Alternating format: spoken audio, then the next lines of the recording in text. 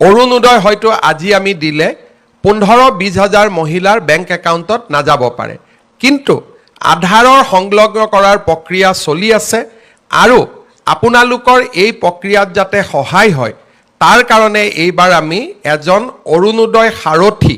প্ৰত্যেক সমষ্টিতে নিযুক্তি কৰি দিম। যেতিয়াই আপোনালোকে অৰুণোদয় কোনোবা মাহত কিবা কাৰণে নাপাব, আপোনালোকে সেই অৰুণোদয় সাৰথী গৰাকীক সাক্ষাৎ কৰিব পাৰিব। তেওঁৰ নাম, মোবাইল নম্বৰ আমি গোটেইখিনি প্ৰচাৰ কৰি দিম আৰু তেওঁলোক আমাৰ সমষ্টিৰ ব্যক্তি হ'ব। আপোনালোকে তেওঁলোকক গৈ সাক্ষাৎ কৰিব পাৰিব আৰু তেওঁলোকে আপোনালোকৰ যেতিয়া অৰুণোদয় পোৱা নাই বুলি ক'ব, বেংকত ফোন কৰিব, বেংকে ক'ব যে এই একাউণ্টটোক ষ্টেণ্ডাৰ্ড হৈ থকা নাই, KYC হৈ থকা নাই, সেইকাৰণে পোৱা নাই। মামা দাদা আমি অৰুণোদয় পোৱা নাই। মই কওঁ কিয় পোৱা নাই, আপুনিতো পাব লাগিছিলে। অলপ পিছত আহি মই গম পাওঁ যে ৰেচন কাৰ্ডত তেওঁৰ শাহুৱেকৰ নাম আছে, শাহুৱেকে পাই আছে কাৰণে বোৱাৰীয়েকে পোৱা নাই, আৰু কৰবাত বোৱাৰীয়েকে পাই আছে কাৰণে শাহুৱেকে পোৱা নাই। সেইকাৰণে বহু মহিলাই অৰুণোদয় নোপোৱাৰ অভিযোগো চলি থাকে। পৰৱৰ্তী সময়ত আমি এনে পৰিয়ালসমূহকো কেনেকৈ যোগ্য মহিলাগৰাকীয়ে অৰুণোদয় পাব পাৰে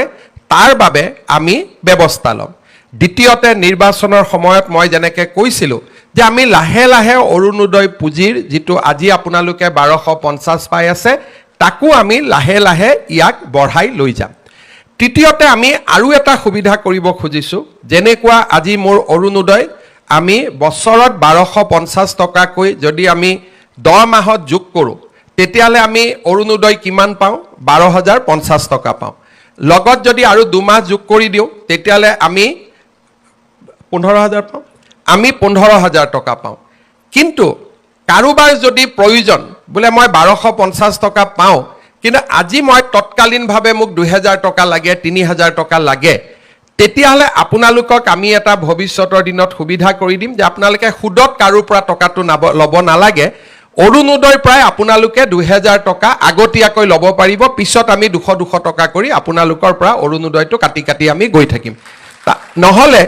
পূজাৰ আগতে বা ল'ৰা ছোৱালী এডমিশ্যনৰ সময়ত আপোনালোকক কেতিয়াবা 5,000 টকা দৰকাৰী হয়। এতিয়া আপোনালোকে 5,000 টকাটো বিচাৰি পেলাই কাক যাব লাগে? কোনোবা গাঁৱৰ মানুহৰ তাত গৈ 5,000 টকাটো সুদত ল'ব লাগে। কিন্তু আপোনালোকৰ অৰুণোদয়ত ইতিমধ্যে মাৰ্চলৈকে পাবলগীয়া টকা 7,000 আছেই বা 4,000 টকা আছে। আপোনালোকে যিমান টকা বছৰটোত পাবলগীয়া আছে সিমানখিনি টকা আপোনালোকে আমাৰ পৰা আগতীয়াকৈ খুজি ল'ব পাৰিব। আমি আপোনালোকৰ টকাটো মাহত কাটি কাটি গৈ থাকিম। তেতিয়া কি হ'ব? বিনা সুদত আপোনালোকে এডভান্স ল'ব পাৰিব। তেতিয়া বোলে মই অক্টোবৰ নৱেম্বৰ মাহৰ অৰুণোদয়টো মোক আজিয়ে লাগে, মোৰ ল'ৰা ছোৱালী ক'ৰবাত এডমিশ্যন দিব লাগে বা কিবা বেমাৰ হৈছে, মোৰ ঘৰত বিপদ হৈছে, আপোনালোকে অৰুণোদয়টো আমাৰ পৰা আগতে ল'লে আমি আপোনালোকক মাহত কাটি কাটি কাটি কাটি দি থাকিলোঁ। তাৰমানে 15,000 টকাৰ 10,000 বা 8,000 টকা আপোনালোকে যাতে আমাৰ পৰা আগতীয়াকৈ ল'ব পাৰে তেনেকুৱাও এটা নতুন কাম এটা আমি আৰম্ভ কৰিম। দ্বিতীয়তে আৰু এটা আমি কাম কৰিব পাৰোঁ যে মোক আজি 10,000 টকা বেংকৰ পৰা লোন লাগে। আপোনালোকে 10,000 টকা বেংকৰ পৰা লোন ল'লে আৰু আমি বেংকক কম লোনটো বাইদেউজনে নিজে ঘূৰাই নিদিয়ে, অৰুণোদয়ৰ পৰা 500 টকা কাটি থাকক। তাৰমানে 10,000 টকা লোন পালে 500 টকা অৰুণোদয়ৰ পৰা কাটি থাকিলে আৰু আপোনালোকে 10,000 টকাটো নিজৰ যি কামত লাগে তাক আপোনালোকে ব্যৱহাৰো কৰিব পাৰিলে। তাৰমানে অৰুণোদয়ৰ টকা আগতীয়াকৈ লোৱা বা অৰুণোদয়টো বেংকক মৰ্টগেজ দি বেংকৰ পৰা লোন লোৱা, যেনেকৈ চাকৰিয়ালবিলাকে লোন লয় আৰু দৰমহাৰ পৰা কাটি কাটি গৈ থাকে, তেনেকৈ অৰুণোদয়টোকো আমি এটা পৰ্যায়লৈকে লৈ যাব খুজিছোঁ যে অৰুণোদয় টকাটো বেংকে কাটি থাকিব অকণমান টকা ইনষ্টলমেণ্টত আৰু আপোনালোকে তাক এটা লোন ল'ব পাৰিলে বেংকৰ পৰা। তেনেকৈ লোন লোৱা আৰু এডভান্স লোৱা, এই দুইটা আঁচনিও আমি অৰুণোদয়ত সন্নিৱিষ্ট কৰিম লাহেকৈ। তৃতীয়তে অৰুণোদয়ৰ হিতাধিকাৰী সংখ্যা বঢ়াম আৰু চতুৰ্থতে আমি অৰুণোদয়ৰ পুঁজিও আমি লাহে লাহে বৃদ্ধি কৰি গৈ থাকিম যাতে ই আপোনালোকক সহায় কৰিব পাৰে, ই আপোনালোকক বিপদৰ সময়ত সহায় কৰিব পাৰে। আজি আমাৰ সমাজত মই বহুত মানুহক দেখোঁ যে মানুহৰ যেতিয়া কিবা কাৰণত বেলেগ কিবা ঘটনা ঘটি থাকে মানুহে খালি অৰুণোদয়ক গালি দিয়ে, চৰকাৰে ইমান এইটো কৰিব পৰা নাই, অৰুণোদয়ত কিন্তু টকা দি আছে। এইটো কথা মানুহে বুজি নাপায় যে অৰুণোদয় টকাটো হিমন্ত বিশ্ব শৰ্মাৰ ঘৰত নাহে অৰুণোদয় টকাটোৱে ৩৭ লাখ মহিলাৰ মুখত হাঁহি বিৰিঙাই ৩৭ লাখ মহিলাই এই অৰুণোদয় আঁচনিটোৰ বাবে প্ৰত্যেক মাহত অপেক্ষা কৰি থাকে যিসকলে অৰুণোদয় গালি পাৰি থাকে ইতিমধ্যে তেওঁলোকে প্ৰমাণ পাইছে যে অৰুণোদয় গালি পাৰিলে কিমান বিপদ হ'ব পাৰে এইবাৰ ইলেকশ্যনৰ ৰিজাল্টতে মাসকলে দেখুৱাই দিলে যে অৰুণোদয় গালি পৰা পাৰ্টিক কোনেও ভোট নিদিয়ে আৰু সেই কাৰণে অৰুণোদয় গালি গালাজ কৰিব নালাগে বৰঞ্চ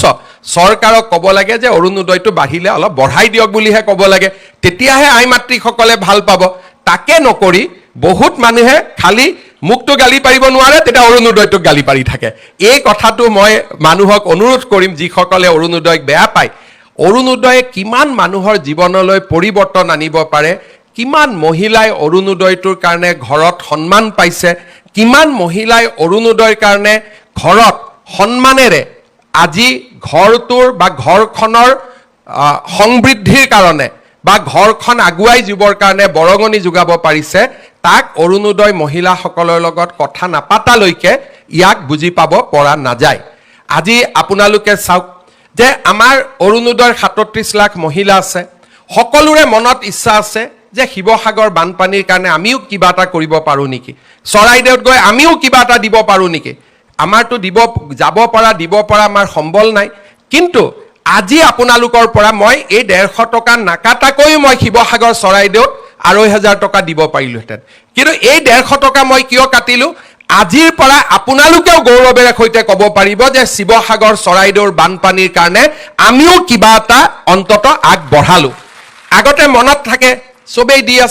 দি আছে আমিতো একোৱেই কৰিব পৰা নাই আজি চৰকাৰে আপোনালোকক এটা সুবিধা কৰি দিলে যে এই ১৫০ টকা আপোনালোকৰ টকা আজি আপোনালোকে কাক দিলে শিৱসাগৰ চৰাইদেউ যোৰহাট গোলাঘাটত বান আক্ৰান্ত ৰাইজক আপোনালোকে আগবঢ়ালে এইটো মই দিয়া নহয় আমাৰ অৰুণোদয়ৰ ৩৭ লাখ মহিলাই আপোনালোকক দিয়া পুঁজিৰ পৰা আপোনালোকে ১৫০ টকা আজি আমাৰ আই মাতৃসকলক কাক দিলে শিৱসাগৰ চৰাইদেউ যোৰহাট গোলাঘাটত কালি যদি ধেমাজি লখিমপুৰত বানপানী হয় কালি যদি গোৱালপাৰাত বানপানী হয় একেধৰণে শিৱসাগৰ চৰাইদেউ যোৰহাটৰ মহিলাই ১৫০ টকা আমাৰ আন মহিলাসকলক দিব অৰ্থাৎ এনেকৈ এটা অৰুণোদয় পৰিয়াল গঢ় লৈ উঠিলে যে ইজনে সিজনৰ বিপদৰ সময়ত আমি থিয় দিলোঁ ইজনে সিজনে বিপদৰ সময়ত আমি একেলগে থিয় দিলোঁ তাৰ মানে আজি অৰুণোদয় অকল আঁচনিয়ে নহয় অৰুণোদয় আজি এটা ডাঙৰ মানৱতাৰো বাৰ্তা দিলে মোকতো বহুত মহিলাই কৈ আছিলে যে মামা আমাৰ গোটেই টকাটো এই মাহত দি দিয়ক ছেপ্টেম্বৰৰ পৰা আপুনি অৰুণোদয় দিলেও হ'ব তাৰ মানে আমাৰ মাসকলৰ মন কিমান বহল আৰু আমি এই কাৰণে গোটেই টকা ল'ব খোজা নাই কাৰণ এই মুহূৰ্তত এনেকুৱা নহয় যে আমি বান সাহায্যক দিব নোৱাৰিম বা আমি অৰুণোদয় হিতাধিকাৰীসকলক বা আই মাতৃসকলক সহায় কৰিব নোৱাৰিম আমি অৰুণোদয়ও চলাই ৰাখিম বান সাহায্যও চলাই ৰাখিম কিন্তু আজি যে ১৫০ টকা মই দিয়া নহয় এই ১৫০ টকা আপোনালোকে দিলে আৰু আপোনালোকৰ মনটোত আজিৰ পৰা এটা ডাঙৰ শান্তি আনি দিলে যে ময়ো বানপানীত সহায় কৰিছোঁ ময়ো বানাক্ৰান্ত ৰাইজক কিবা নহয় কিবা এটা ময়ো দিব পাৰিছোঁ আজি মই পুনৰ এবাৰ আমাৰ শিৱসাগৰ চৰাইদেউ যোৰহাট গোলাঘাটৰ বানাক্ৰান্ত ৰাইজক আজি আমি আকৌ এবাৰ মনত পেলাইছোঁ আজি আমি ক্ষুদ্ৰ অৰুণোদয় পৰিয়ালটোৱে লগ লাগি মামাই দিয়া নাই হিমন্ত বিশ্ব শৰ্মাই দিয়া নাই অৰুণোদয় পৰিয়ালটোৱে লগ লাগি আজি বানাক্ৰান্ত মহিলাসকলক আমি ১২৫০ টকাৰ জাগাত আমাৰ এটা একে পৰিয়ালৰ সদস্য হিচাপে আমি ২৫০০ টকা আজি আমি আগবঢ়ালোঁ আপোনালোকে এই টকাটো গ্ৰহণ কৰিব আৰু বিপদৰ সময়ত নিশ্চিতভাৱে এই পুঁজিটোৱে আপোনালোকক সহায় কৰিব ভৱিষ্যতৰ দিনত চৰকাৰে আপোনালোকক সহায় কৰি থাকিব আপোনালোক অকলে নহয় আপোনালোকৰ লগত আমি সকলো আছোঁ আৰু বিপদৰ সময়ত আমি সকলোৱে একেলগে চৰাইদেউ শিৱসাগৰ যোৰহাট গোলাঘাটৰ ৰাইজক সহায় কৰিম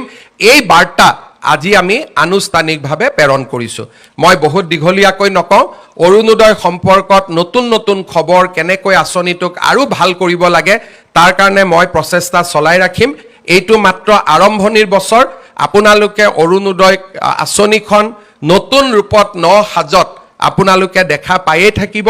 অৰুণোদয় সদায় আপোনালোকৰ লগত ঘৰখনৰ সাৰথি হিচাপে আপোনালোকৰ লগত থিয় হৈ থাকিব পুনৰ এবাৰ অৰুণোদয় মাতৃসকললৈ মই মোৰ কৃতজ্ঞতা মই মোৰ ধন্যবাদ জ্ঞাপন কৰিছোঁ বহুত দীঘলীয়াকৈ আজি নকওঁ কাৰণ বানপানীৰ পৰিৱেশ আমি আকৌ এনেকৈ লগ পাম পুনৰ এবাৰ আপোনালোক সকলোকে ধন্যবাদ জনাইছোঁ ৰাজ্য চৰকাৰৰ বিত্তমন্ত্ৰী জয়ন্ত মল্ল বৰুৱা বিত্ত আয়ুক্ত জয়ন্ত নাৰিকাৰকে আদি কৰি বিত্ত বিভাগৰ বিষয়াসকলক আজি অৰুণোদয় আঁচনিখন সুন্দৰভাৱে সজাই পৰাই আপোনালোকৰ কাৰণে ব্যৱহাৰ কৰিব পৰাকৈ প্ৰস্তুত কৰি দিয়াৰ বাবে মই ধন্যবাদ জনাইছোঁ আৰু যিসকল মহিলাই আধাৰৰ বাবে অৰুণোদয় নোপোৱাকৈ থাকিব তেওঁলোকে তৎকালীনভাৱে আধাৰ